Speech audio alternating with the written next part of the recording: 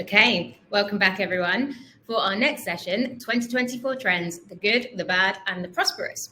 I'm thrilled to bring on stage a collection of experts from some of our favorite technology partners who are going to talk us through the top trends they expected to see in 2024 and whether or not they are in fact seeing those trends coming to life. So please join me in welcoming Steph, Ellie, Michael, Krista and Erin for this next session. We should have some time for questions once we've run through our trends, so please do drop anything you'd like into the chat. If we don't get to those questions, then we will come back to you afterwards. Hopefully going to see some people coming to join me in a moment. Hey, Michael. Hey, Fiona. Thanks so much for having me. Thanks for joining us. Hey, Steph. Hey, Ellie. Hey, Erin. Hiya. It's a fantastic full house.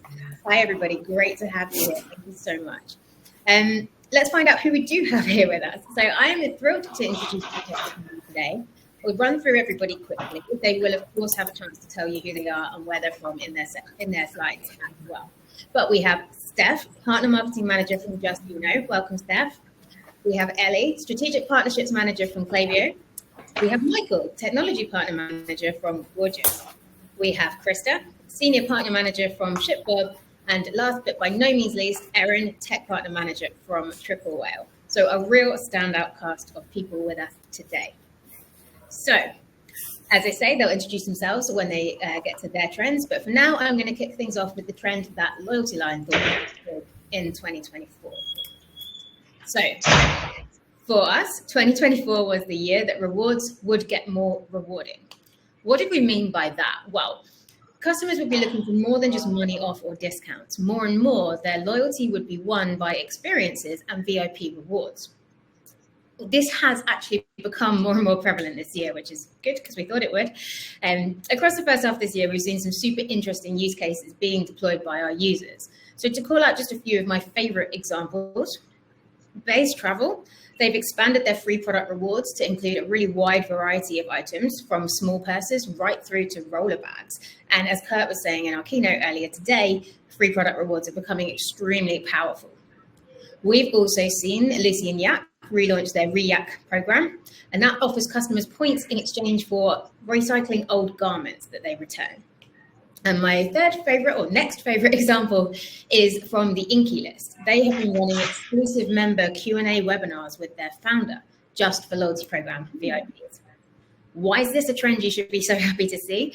Well, it drastically increases the stickiness of your loyalty program. So the more VIP rewards you're offering, the more VIP the experiences that you're offering, the more you differentiate your brand and the more customers return to you to build up their points. Plus, they're far more likely to talk about those rewards on social media and get that wonderful flywheel social media advocacy effect as well. So that's Loyalty Line's 2024 trend and how it's playing out. Next, I'm going to hand over to Steph. Steph, could you take it away? Absolutely. So with Just You Know, I think I have a different version of Fiona. Sorry, I had a version with an example on it. Am I able to share my screen? Is that cool? I'm going to let yes. behind the scenes figure that one out. Yay. Okay. Yeah, you got it. Okay. Cool. So we were expecting people to leverage that geo-targeting more and more at various touch points.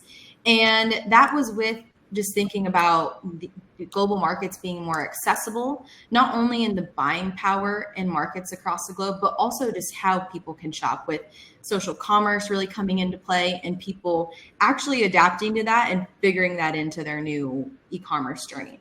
And then we also saw the ability to supplement geo-targeting with zero and first-party data. We really wanted that to take off because everyone is capturing so much more data.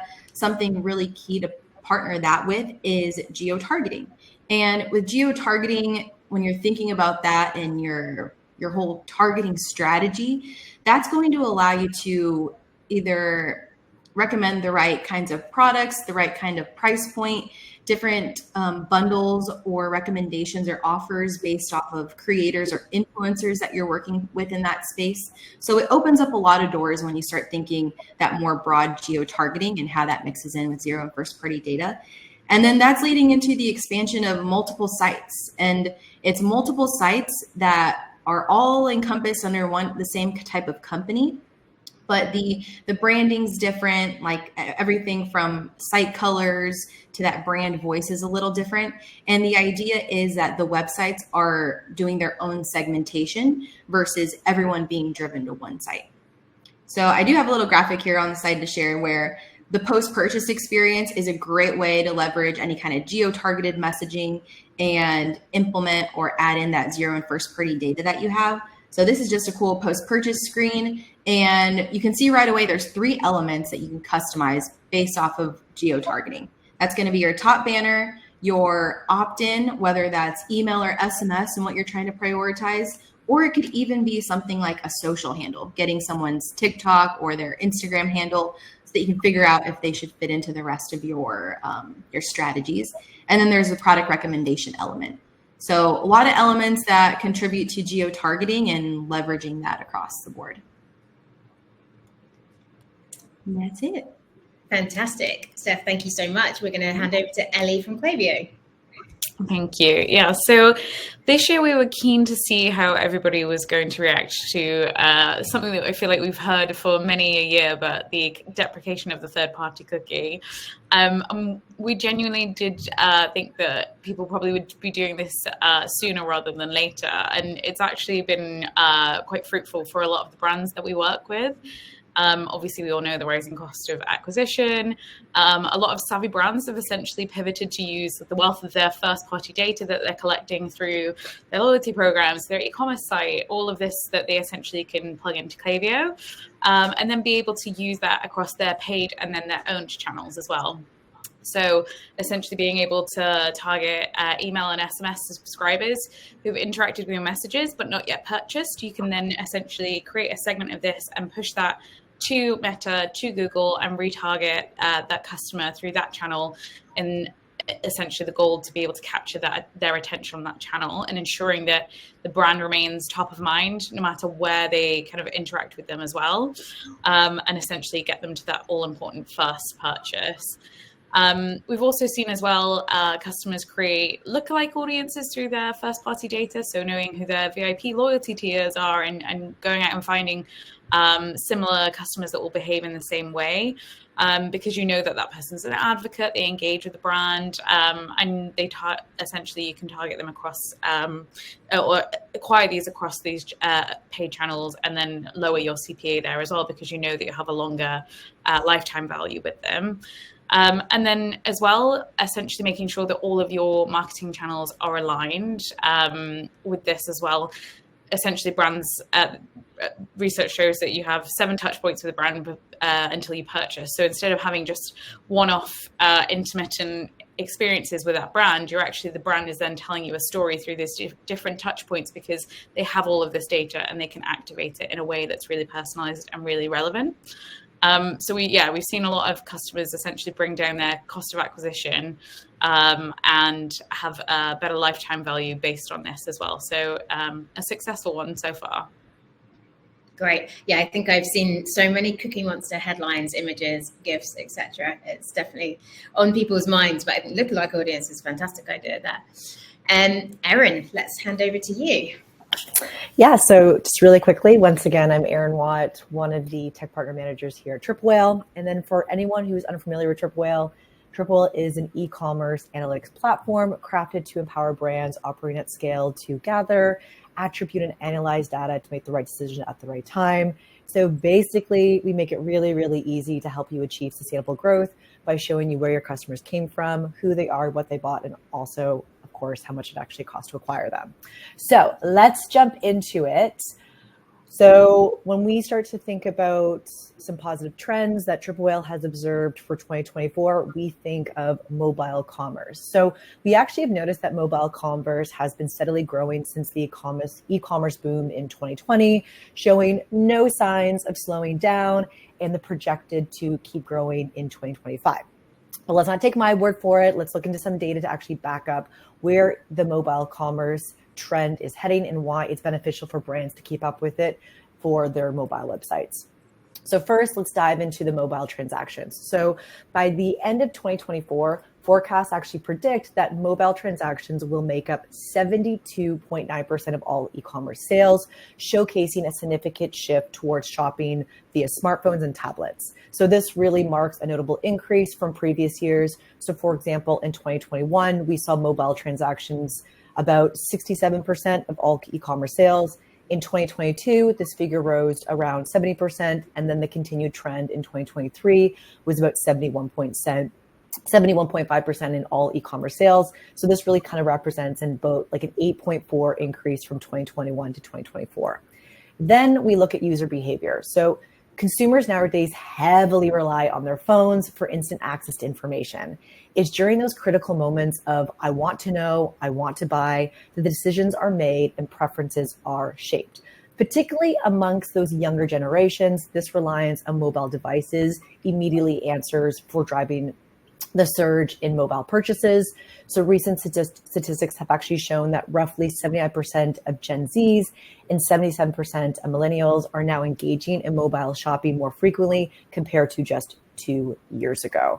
And then looking ahead, projections just really have indicated that by the end of 2024, approximately 75% of internet users will be accessing online services with their mobile devices.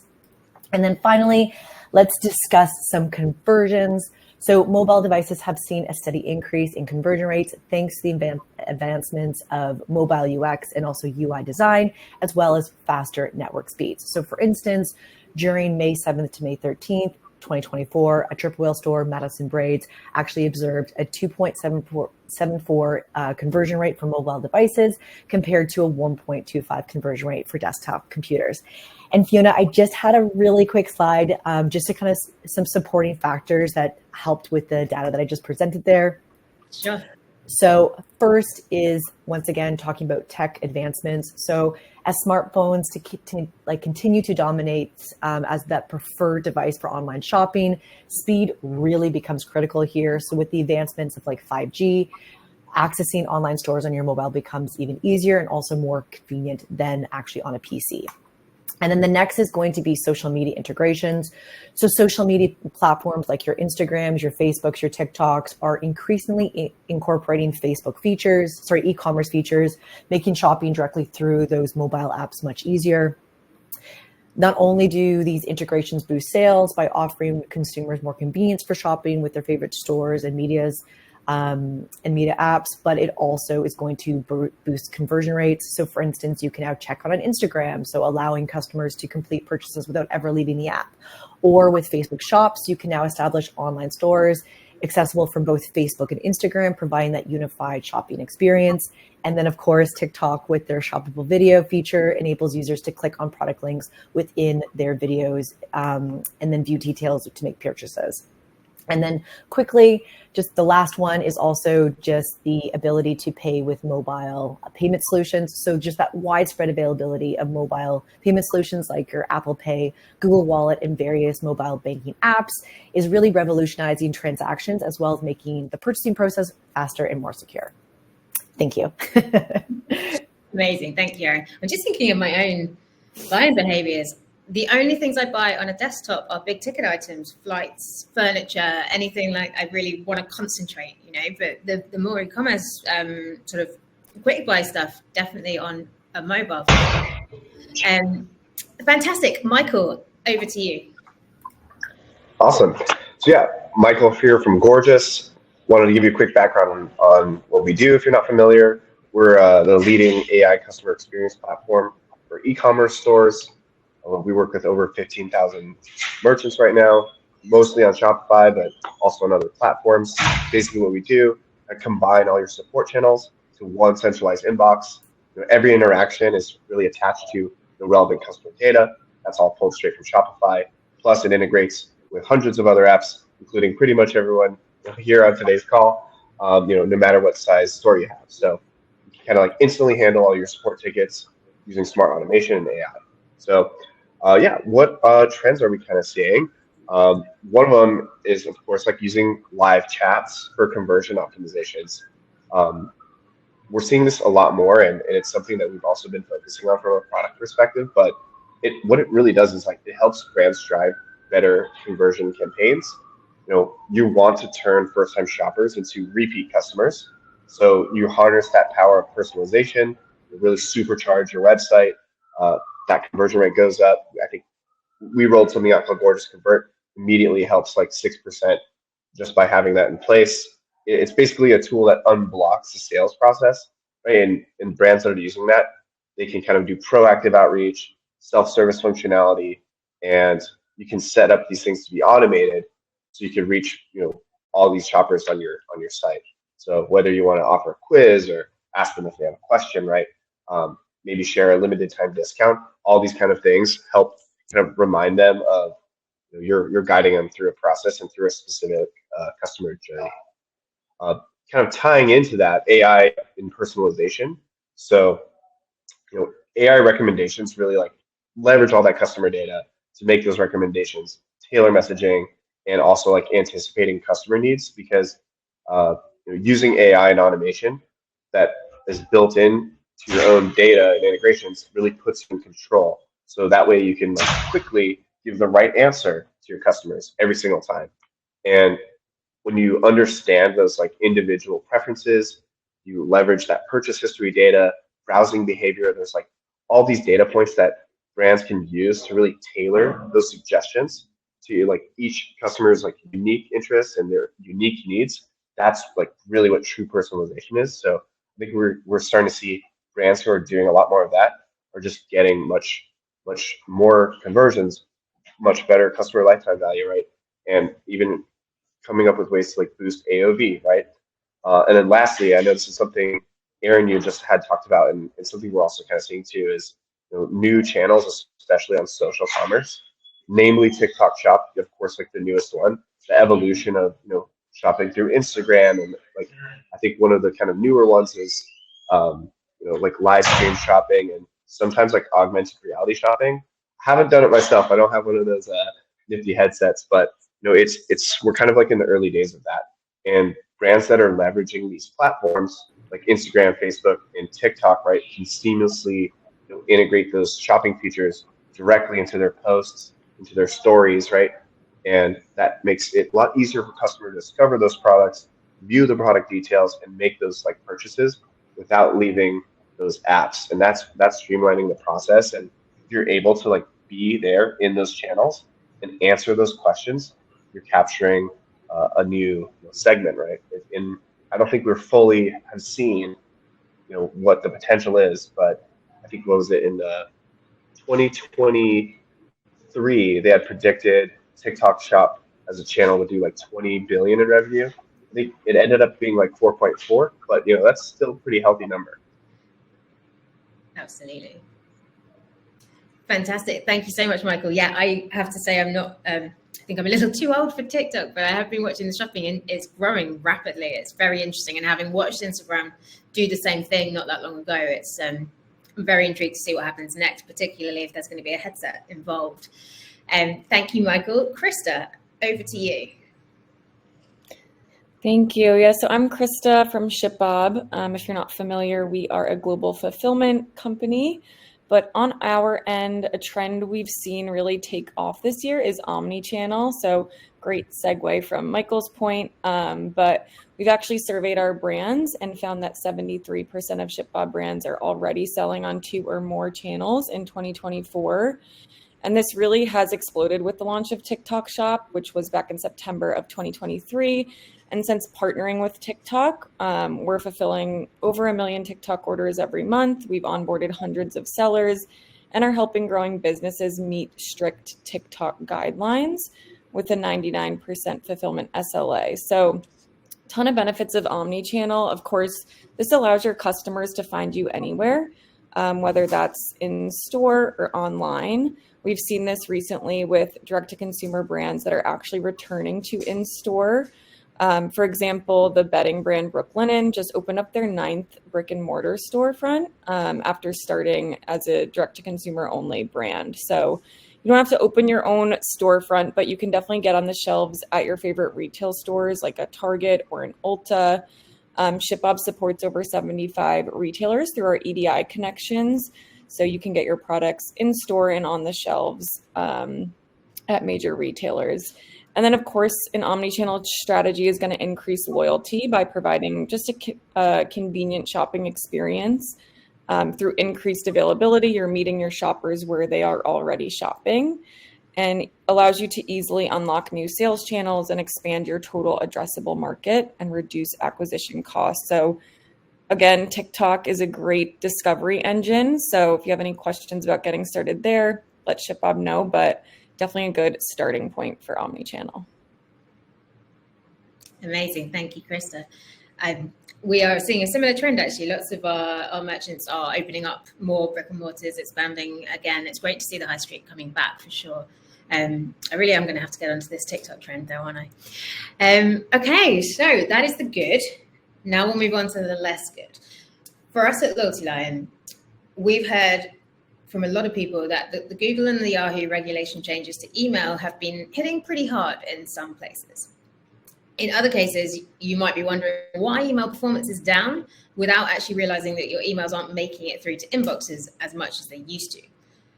But although this has been a challenge for some brands, it's also been a really good opportunity to improve the way that we do email marketing. So from high click-throughs to low unsubscribes, to keep all of your email signals as high as possible, you need to keep your emails as targeted, as relevant, and as personal as possible.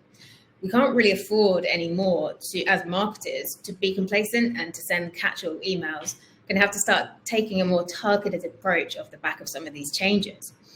However, good news is your loyalty program can help you collect more zero-party data. We heard about it from Kurt. We heard about it from Vitality and Ethique. You can collect more of that data that you then use to send more tailored promotions, more targeted messages. And at that point, the challenge actually can become a really good opportunity. So we'll keep an eye on that and keep you updated as that trend continues into the second half of the year. Now let's hear our next challenge. Steph, coming back to you. Yes, thank you. And I'll backtrack a bit. I forgot to do my intro, but Steph from Justuno. Justuno is all about the on-site experience and delivering something that is like everything we're saying, personalized, custom, based off of all this data. And at the basic level, it's in the form of pop-ups, but it's making these pop-ups feel native to your site and triggered off of things that we're all talking about here. So I hope this makes a little bit more sense now that I'm going to get into kind of the bad, what we want to elevate down the line. But we're seeing a lack of full experiences with multiple engagement points on the website. So this is leaving shoppers disappointed, confused, and this whole lack of experiences, it makes sense, right? It's difficult connecting experiences, like Krista was saying, across that omni-channel, which is people are in more than two places, more than one place. So you are needing to meet people where they are, realizing that's difficult, but understanding like where should you put a lot of your effort? And I think that can tie nicely into that whole geo-targeting thing I mentioned earlier. That's great. It's like figuring out where your community is. And that's based off of where those orders are actually coming in from. So another point on this for like kind of that whole lack of full experiences is that we do want to mimic what omni-channel is serving. And by that, I mean, like if you're selling on social, if you're selling in store, using those points to then serve something really unique once they arrive back on site. And I'm so big about the website and this whole omni-channel experience because our point of thinking or our point of view is that your website is a source of truth. That is where your zero and first party data lives. That's where all of your cart data lives. Outside of, of course, your e-commerce platform, but your website is what can serve all that up that we're saying in real time. So that's like where the experiences come into play, from welcome when someone's actually arriving on your website, engaging with the lead capture, to all the way to post-purchase when you want to implement that feedback loop. And I know we mentioned quizzes a little bit, but implementing quizzes or surveys at that point, just to learn a little bit more to curate their next visit, is really key. So in the end, with lacking of full experiences, we want to go back to segmentation, just like Fiona was saying, segmentation, personalization, like kind of getting down to the nitty gritty. From my experience, it's not something where you're going to see those immediate results that we love to see, like click-throughs, these fake open rates. You're going to see more of that build up in the form of lifetime value, people staying around longer, people spending more time on your website. And then those like micro engagements, those micro actions are what will lead to that growth that you're looking for more long term. So I know it feels like more work, but if you're experiencing lack of full experiences on a website, meaning are you serving a lead capture? Do you have a pop-up ready to target them when they're abandoning their cart? Like you don't have to wait for your email or your SMS to go out. You can target them exactly when that behavior is happening on the website. And that goes all the way to like when someone's abandoning cart, that's someone that's showing a lot of intent. But with the idea that we want to prioritize same session conversion, kind of like Michael was saying, we want to help supplement either that first conversion or making that second visit more likely for the conversion. But I'm all about the first visit. Like, let's try to get that one going. And that's where you need to pull out all the stops. And it doesn't mean you're showing people everything all at once. Things that you're popping on your website are very curated. It's based off of what you know about them as a company, which is different for everybody, right? What you want to focus on. In my little screenshot example here, this is just an example of a workflow of an experience that you could launch on your website with Just So you have your enrollment trigger, like who is actually going to be falling into this flow that we have. And then we're deciding between a new and a return visitor experience. This is like the most basic thing I may set up for a brand when we're trying to get into elevating or creating a full experience. And then you'll see we have designs that are triggered. And then from there, you can supplement this with, if they're exiting, show them this. If they've actually purchased before and they're exiting, maybe that's a good chance to show some type of bundled product or something more educational to get them across the line. Varies for everyone. And then the idea is that all of this data you're capturing for those different segments is feeding into your apps that you have, whether that's Triple Whale that you're using, if you're just using Just Uno in order to serve up. Sorry, I got distracted with my screen. If you're using Just you have all that data in there and you're able to see that data and how your website is performing. And it goes past seeing, like, I know a lot of marketers, you're using Google Analytics, right? Or you're using these other platforms that you have or tools to look into that data. So that's the same thing that you can do with Just and analyzing your website health, but also the health of engagement. So I always try to say this to the brands I work with, like your visitors will tell you if that's not what they want to see. Like you will clearly see that in the engagement numbers, in the conversion numbers. So we're taking that real-time behavior, letting it feed into data that we can serve to other channels and that we can retarget. So a form of retargeting, and we're really prioritizing segmentation. So I know there's a lack of that. It is a little bit of work getting all of that set up and kind of just familiarizing yourself with what workflows or experiences you do want to prioritize. But the gist is, like, incorporating one or two of these full experiences on your website can make such a difference to your customer lifetime value. And especially when you incorporate things like from the Loyalty Lion side, all about identifying who a VIPer is, who maybe is more on that side where we can push them to try to reach a certain AOV. But yeah, that's it for me on the bad. I don't want to harp on it too much. No, it's super interesting. Those flows look nice and simple to build as well. So I guess start with one, start small, start simple, and then build them out over time. Hey, exactly. Yeah, you can get crazy. Fantastic. Thank you, Steph. Ellie, we are coming to you and your exceptionally cute cat next. Yeah, I'm so sorry. She's doesn't know the meaning of professionalism, but she's also just an e-commerce expert as well. She sits on most of my calls, so she's a great addition. But similar to Loyalty Lion, so Klaviyo being a marketing automation platform, one of our kind of main owned channels that we offer our customers is email.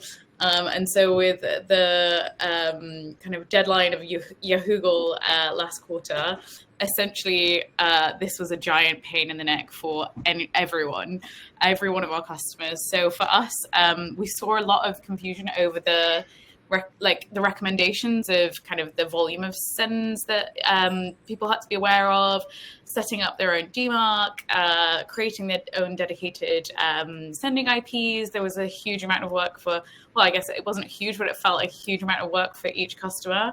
And so for us, it was an interesting time seeing how well people pivoted and how they could essentially make sure that they were compliant and making the best of this. And so from our perspective, it was obviously a headache, but I think like taking the positives from this, these recommendations have been in place by kind of Google and Yahoo for a while, and now they're enforcing them.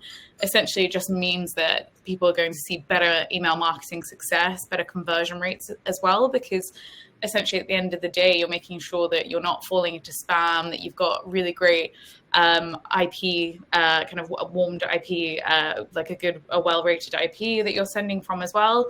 So you're falling at the top. And then to your point, Fiona, before as well, is just being able to collect that data and really segment and know that you're not just sending out a blast, you're being really targeted and really personalized. Klaviyo has over 300 different integrations and counting. And so being able to know every inch of data about your customer and know actually what the right communication to them is really important. And so if you're able to make sure you're as compliant as possible, and then you're also sending emails that are being engaged with and convert, then essentially actually it's better for business. You get a better sender reputation, you get better ROI on your emails, and essentially get better lifetime value with the customers that you're reaching at the same time as well. So although it was a headache, I think it's had some great positive impacts on for a lot of brands in terms of their performance on email as well. So some light at the end of the quite dark Yahoo tunnel. Yeah, I completely agree. And I have not heard the term Yahoo, but definitely will be joining for every conversation going forwards. Thank you very much, Ellie. Erin, we'll come to you next. Thank you so much. So I know it's never enjoyable to dwell on the negative, but I also think that it's important that if we acknowledge areas where things aren't going so well, it can be really critical just to help you kind of like pinpoint these issues so that you can adapt your strategies to mitigate their impact on your bottom line. And over here at Triple Whale, we have noticed several shifts that could be influencing ad performance in 2024. And I think by kind of going over these, we can understand their implications and also like what you might need to do as a company to avoid them, or at least, like I said, not have them impact on you so badly. So the first one is going to be Google's March 2024 core update. So for those unaware of this update, in March 2024, Google rolled out its major update aimed to improving search results by cracking down on low quality content as well as spam. So this does mean better search result for users. However, it is bad news for websites with low quality or unoriginal content, as it actually may be removed from Google's index. So brands that are relying on such content, they may see a drop in organic traffic, and they also may need to invest in crafting more high quality content. So this also could lead to some increased reliance on paid advertisement, which, yes, can also drive up cost. But as I said, the one positive thing with this, though, is that it is going to mean better search results for users. And by putting out higher content out there, you could also be able to attract, customer acquisition, but then also your conversion rates are going to look better as well.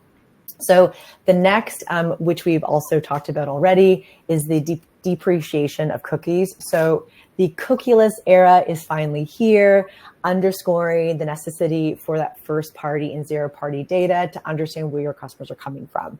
So privacy policies are getting tighter, and the previous reliance on cookies is honestly almost a thing of the past. And right now, the projections indicate that cookies will be fully depreciated by Q3 2024. So then now that we're in Q2, the big question for everyone is, are you ready for this?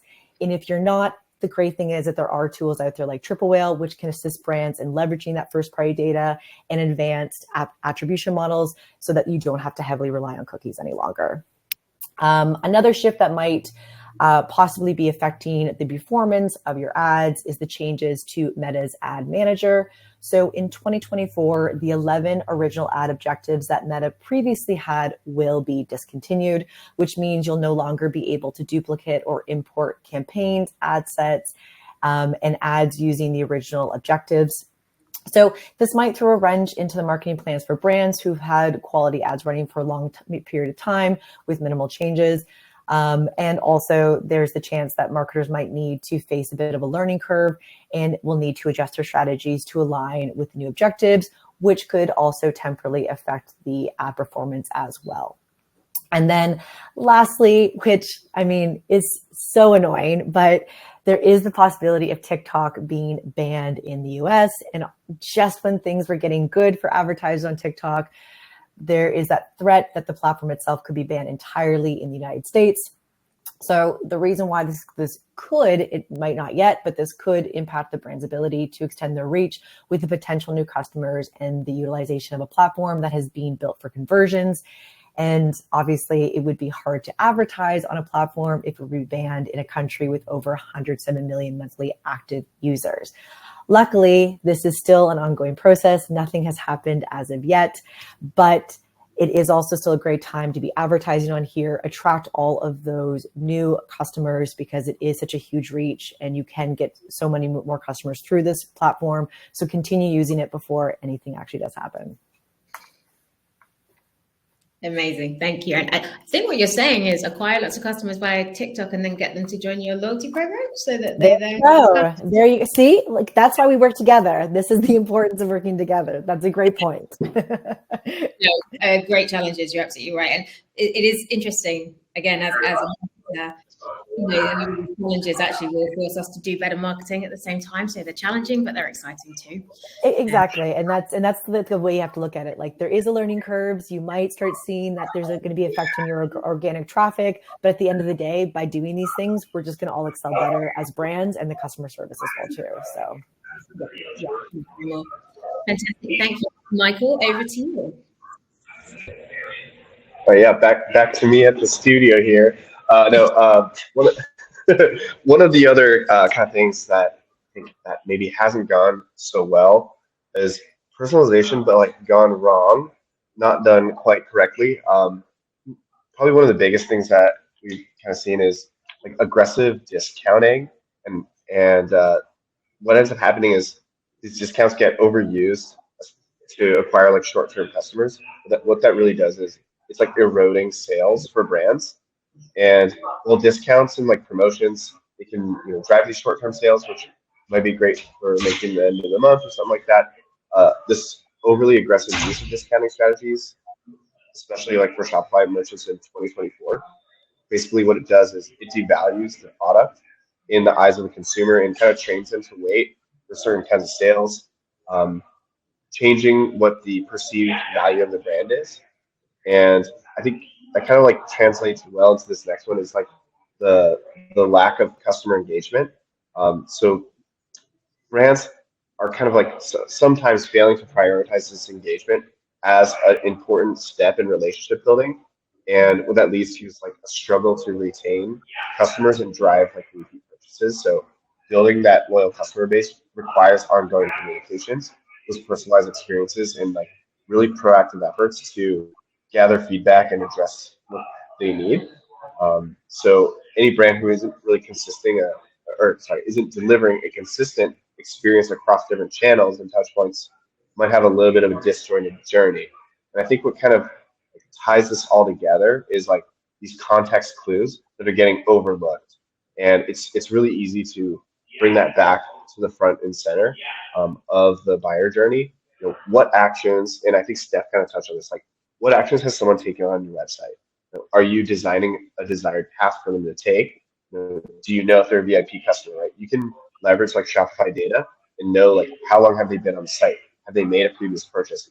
You start using that to serve messaging back to them. Hey, this is our latest sweater collection, knowing that they've bought something in the past, right? Oh, this is like this year's refresh, right? Do they have a cart threshold? Maybe they're $5 away from free shipping. You can detect that they're about to bounce on the website. Serve them a free shipping coupon, right? So you want to use like discounting in the right way, in the right place at the right time. That's personalized to drive conversions. And I think that this year we're going to start seeing that improve a lot. And there's been a lot of development on the product side across tons of tech partners where it speaks to that need. And I know like over at Gorgeous, we've heavily invested in like Gorgeous Convert and AI functionality that speak to improving personalization for the express purpose of helping brands do better and helping customers have a better customer experience.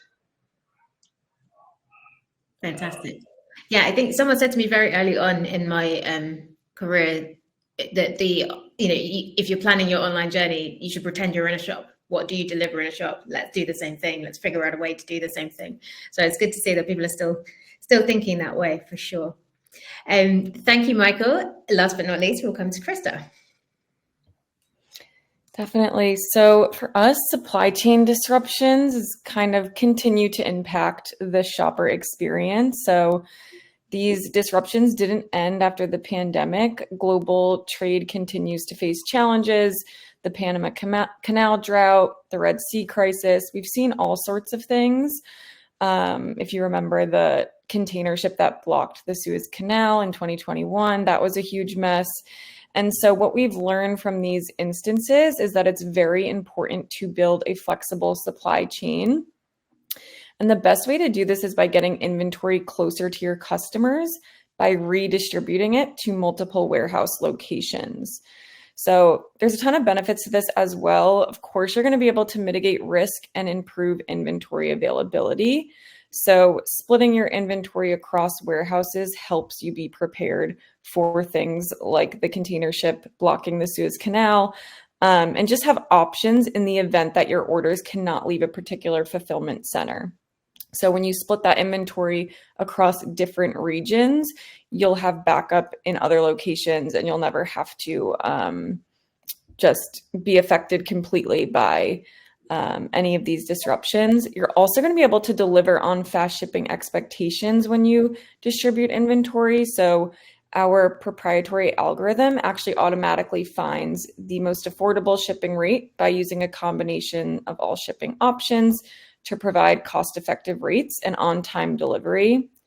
And you can also reduce costs by doing this. So what we do at ShipBob is we'll look at your order history and see where your customers are located. So where your order is going, and then we'll place inventory close to those areas. So that reduces costs by keeping merchandise within shipping zones. So you can see on the map here, the 3 red areas are where this example has fulfillment center locations. And each color on this map is a different shipping zone. So you can see in this example, we're really only shipping across zones 1 through 5 because we have that inventory distributed. As opposed to having maybe one location, you'll be shipping across all zones 1 through 9, which will either cost a lot or take a long time, both leading to an unsatisfied customer. So this inventory distribution method really allows you to rely more on ground shipping services rather than expensive air freight to achieve that quicker delivery for less and avoid any disruptions in the supply chain. Amazing, thank you. That's super interesting. It's been a wild few years really in terms of disruption to supply chain. I guess it's just something you can't predict. Not one of those things, particularly a container just getting stuck one day. You don't see that coming. So being prepared, and it's great to see how you can be prepared. That's gold, I think. Fantastic. Thank you, Krista. Finally, a whistle-stop tour of what we are most excited about for the second half of 2024. So I will kick off. The biggest opportunity that we see for the next 6 to 7 months links directly back to the challenge we just highlighted. So the big opportunity in our minds is to collect more zero-party data, and we've been banging this drum all day. So hopefully we will see this over the next 6 to 7 months. But we think we'll see more and more brands using their loyalty programs to collect more customer insights so that they can use them to tailor and target.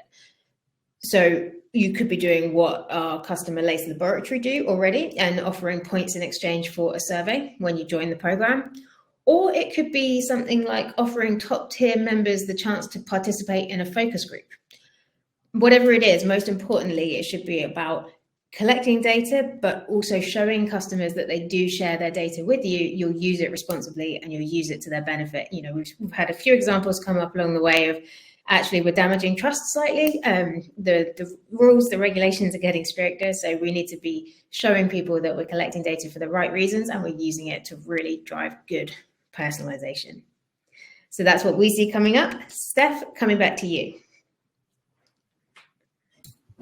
Awesome. On your note, Fiona, I always think it would be so cool if someone on their website could have like a CTA and it's like for a visitor and it just asks them point blank, like, do you want to enable like the best experience ever? And then it's just like getting served up things. So kind of like that preface, but it's like you opted into this for this moment. But anyways, you made me think of that. Something I would love to test. But that leads me into what we are excited about at Just Uno, and that's embracing real-time targeting opportunities. So that simply comes down to that same session. Prioritize that session that they're in and all that you can do there. So Fiona pointed out a great chance of gathering that zero and first-party data through surveys. You can also just proactively gather that by having a tool like Just Uno installed on your site, and you're able to see all that data and be able to serve stuff, serve pop-ups. And all of that, I would really focus on cart and browse abandonment on where you're using that zero and first party data. And that could be anything from, like we were mentioning, discounting. If you are going that route, discounting off of the category that you know they've already browsed. That's going to be your first party data. Then there's zero party data, where if they've told you that, you know, I'm Steph and I'm shopping on your website for shoes that are red, then serving up product recommendations that are somewhere related to what I've already told you that I'm browsing for, whether I've told you or whether you're just observing it by how I am behaving on your website. That's where we want to implement that data to get some micro engagements, either in the form of clicks and actually applying a coupon code, or knowing like if they close out of this, if they don't engage, that's also very telling. We know that they're not into discounts, or we can classify them as being more prone to accept a discount to convert. So this is also where using that zero and first party data, it allows you to segment, it allows you to serve up proper information, but then it also allows for like that second level of segmentation, which you don't really have to do anything for. It's just based off of how people are behaving.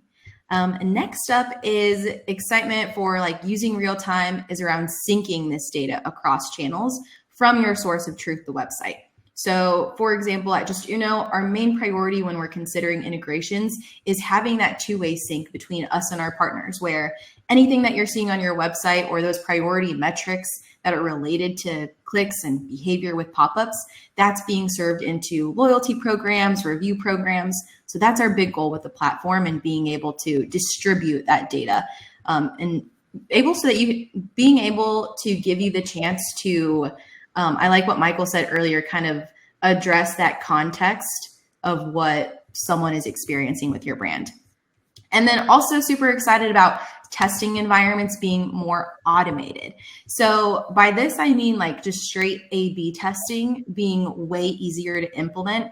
I'm selfishly thinking about Just Uno and how awesome and easy it is in there, because you're able to set your goal. You're able to A/B test things like design, the actual triggers that you're using. You know, if someone, like, is it more effective to show your lead capture 6 seconds after someone arrives on site, or should we consider a paged load before we show a lead capture to ensure we're getting a quality lead? So all things that you can test. And that really goes with real-time data, because that A/B testing is something that's going to take 30 days at least, or at least 10,000 sessions of people on your website engaging with that. So it's not data from like years ago. It's that month. And then the context that you're pulling into that is all of your other channels and your efforts there.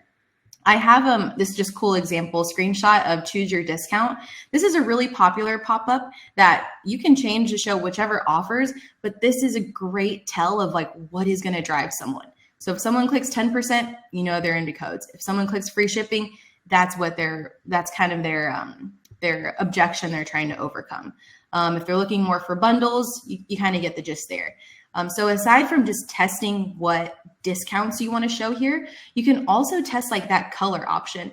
And I love to make a call out to this, because we have, like, there's so many ways to shop now, right? You could be on Instagram at night and then all of a sudden be served an ad or some creator is showing you something, and then you find yourself on a website at nighttime. So at nighttime, your screen is so bright, right? Something that is a white screen and kind of just flush with your website on a mobile device can just be a lot. It can be overwhelming. And that's like the easiest thing to close out of. Versus if you test with something that's more on that darker side, something that is easier on the eyes, that's just immediately overcoming that first, I would say like triggered objection where they're just like, I think it's like a rage click. They're just, okay, get out of here. I don't want to see you anymore. So lots of things that you want to test when it comes to that whole experience. I'm not only speaking about like conversion experience, but just overall like behavior with your website. And that gets more into CRO and that side of the website and what you want to do to optimize conversions. But yeah, I will leave you with that and just testing, syncing data, and then being able to apply that data that you have to cart and browse abandonment is what we're pumped for. Amazing. It's cool to see how scientific you can get. It's really awesome. Yeah. Thank you. Thank you very much, Steph. Ellie, over to you. Thank you. So I think this is another kind of buzzword of this year and last year is AI. But I think we've seen that it's not just hot air. There's some really good real life applications of it to really streamline kind of work efficiency, but also performance as well. We launched AI like earlier this year, but we still had a lot of features already using AI, but just kind of didn't have the branding around it. But essentially, it's created insane amounts of efficiency for kind of everyday users of the platform. So we have like our smarter insights. Essentially, AI is able to bring up predictive analytics. So being able to forecast when someone's going to place their next order, so then you can automate your communication around that, and you don't have to set up like time delays or kind of just a standard 3-month purchase cycle. Perfect. You've got actual insight into when this person is going to shop, and so being able to send that at the right time with really personalized content, with, as like Steph saying, what kind of offers are they into, what are they really wanting to get from the brand, means that you can essentially convert your customers a lot more efficiently. And again, we're looking at lifetime value and churn risk as well. So if you know that somebody's going to churn, how do you retarget them and get them engaged with the brand again? We also have a feature called Smarter Decisions. So essentially being able to elevate your strategies with AI insights. So benchmarking against industry standards. Klaviyo have over 146,000 customers. And so you have a huge amount of kind of benchmarking data that we can analyze and give insight into where you should be kind of aiming towards, and then from that, what you can do to improve as well. Automate the A/B testing, optimize kind of form displays as well. Just ensuring that essentially everybody gets the kind of right method of contact at the right time. So that's email, SMS, push, etc. And then the final thing as well is so smarter work. So being able to essentially let AI do the heavy lifting for you. So essentially imagine ChatGPT, but for segmentation. You type in there essentially what kind of segment you want. You want maybe 16 to 24-year-olds based in the UK, last shopped 3 months ago, and then boom, there's your segment. So it's essentially being able to just be as creative, be as kind of low input as possible, but getting the same, if not better, results from the AI side of things there as well. So I think, yeah, it doesn't end up just being hot air. There's some really great applications that improve like ROI, essentially your relationship with your end users, your customers as well. And it's great to see it in action and working, and not just being a buzzword of the year. Yeah, absolutely. And it's come up a lot through the course of today. So definitely not hot air. Okay, we have around 7 minutes remaining. So Erin, coming to you next. Okay, I am a talker, but I'll try to keep this one quick. So even though the numbers for your revenue or your orders or even your customer acquisition may appear lower in 2024 for some of the brands out there, Here at Triple Whale, we still do believe that this year could mark growth or even enhance stability for e-commerce brands. And we firmly believe that 2024 can hold great potential for brands, and that there are honestly several compelling reasons behind this optimism. So the first is going to be the shift in consumer behavior. So even though the expected surge in e-commerce post-pandemic hasn't materialized like we thought it might, more people are turning to online shopping for its convenience. And e-commerce brands that are prioritizing their online presence and are offering that excellent customer service are posed to capitalize on this growing trend. And then moreover, the post-pandemic economic recovery might be stabilizing, leading to increased customer confidence and as well spending. So while current figures may be a bit lower, they can also indicate a solid foundation for anticipated growth as the year does progress. And then the next is going to be market expansion. So we kind of talked about this earlier. E-commerce brands are reaching out to new markets and customer groups, broadening their reach. So the expansion can actually balance out any declines in current markets as well as boost overall growth. So platforms like TikTok are prime examples of tools that not only attract new customers, but also provide substantial growth, similar to what brands saw in the Facebook's heyday. And then lastly, tech advancements. So really echoing what Ellie just presented, the integration of advanced tech like your AIs, your machine learning, and augmented reality into e-commerce platforms really does enhance the shopping experience, streamlines operations, and can also help to cut costs. So these innovations not only attract more customers, but they do also help to boost conversion rates. So tools like Moby, the next generation of Triple Whale, really helps to simplify the way that brands view their data with first-party data, and also the power of AI, just really providing those real-time insights, automated reports, and that powerful SQL editor, helping brands make those decisions fast and also boosting efficiency. So despite the initial dip in performance figures, I really still remain optimistic about the potential growth and stability in e-commerce in 2024, supported by the factors that I presented.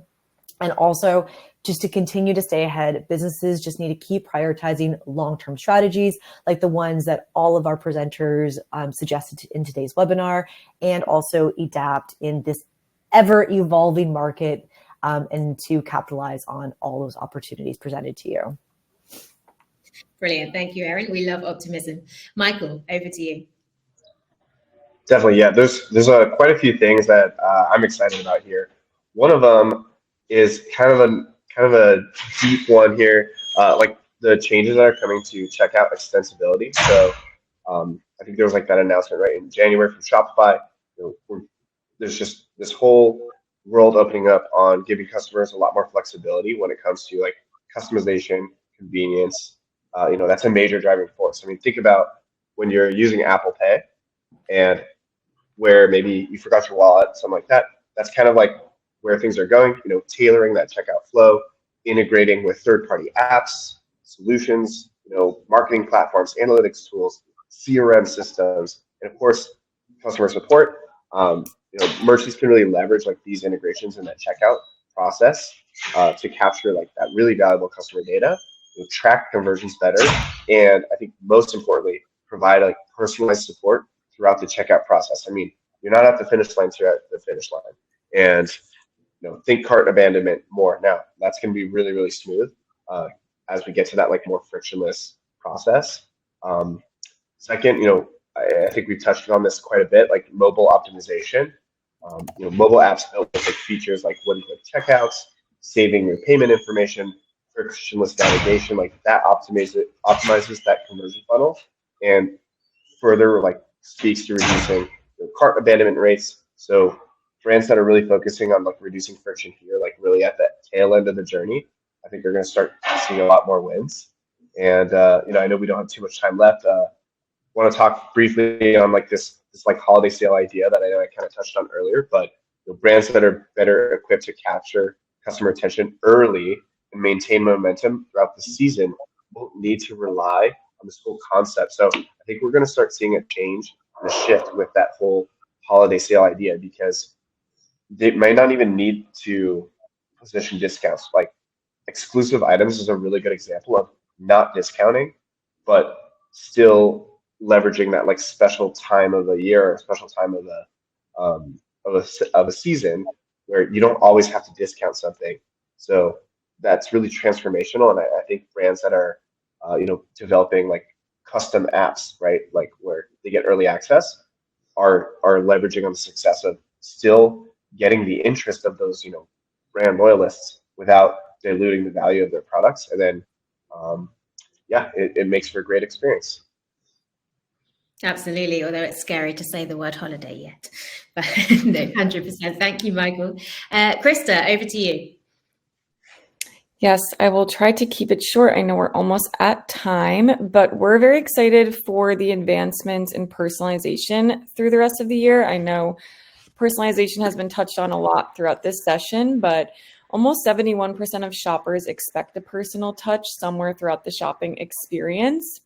And this might seem, daunting as a small business owner, but by leveraging automation and technology, you can really seamlessly provide a personalized experience to your shoppers. So a few different ways you can do so.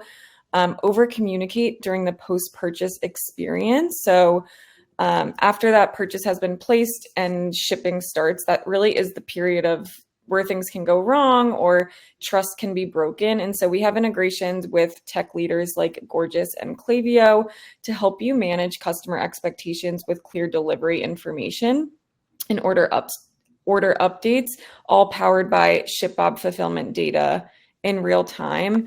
So this saves a lot of time by automating some of the more consistent questions like where is my order, and just empowering your support teams with real-time order data and fulfillment data, so they aren't running around your warehouse trying to track down an order. It also helps you stay proactive with automated inventory alerts. So another powerful tool is leveraging automation rules to alert customers when an item is back in stock. So this can lead to higher conversion rates and helps you stay proactive instead of reactive with your customers. And then finally, you can really set your brand apart by providing a memorable unboxing experience. This can include custom gift notes, loyalty-focused inserts, branded packaging, stickers, and more. We actually just launched an update to our custom gift notes to help take your branded unboxing experience to the next level. So used to be just standard white paper and text, but now you can fully customize the look, feel, custom fonts, images, and colors to really hit that personal touch. It's a great way to drive retention, and acquisition costs are nearly 5 times the cost to keep a customer. So really anything you can do to leave your customer feeling happy, satisfied with their purchase will lead them to want to shop with you again in the future. Amazing. Thank you so much, Krista. I love unboxing. I ordered something yesterday and it came in the nicest box, had the nicest inserts. It makes it fun. Yeah. Amazing. Thank you all so much. Now we know what to expect from the rest of the year, and it's exciting times. Thank you to all of our experts for sharing their experiences and their expectations with us.